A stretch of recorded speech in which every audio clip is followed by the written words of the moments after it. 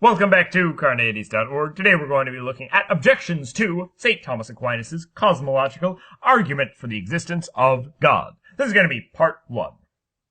Many famous philosophers have offered objections to the cosmological argument. In this video series, we're going to be looking at objections proposed by 3 different famous philosophers. The first is going to be Bertrand Russell, followed by 2 objections proposed by David Hume, and finally an objection proposed by Immanuel Kant. Personally, I find Russell's the most convincing, but decide for yourself.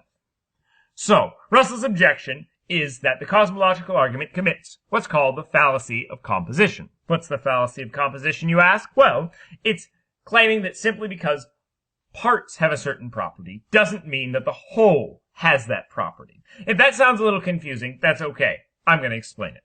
So, simply because parts have a certain property doesn't mean the whole does. Imagine a brick wall. What the cosmological argument is basically saying is, if all the bricks were red, the wall would be red. So, if everything in the universe has a cause, the universe itself has a cause.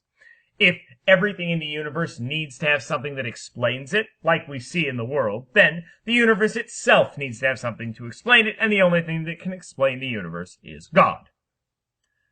But Russell asks, what if all the bricks in the wall were small? Would that make the wall small? I don't think so. You could have a lot of really small bricks that made up a pretty big wall. The bricks being small doesn't seem to entail that the wall itself is small. So, that means that just because everything in the universe has a cause doesn't mean that the universe itself needs a cause.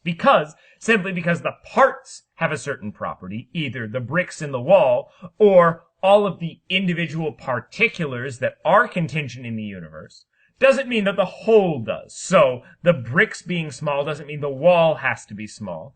And the parts of the universe being contingent doesn't mean that the whole universe has to have an explanation.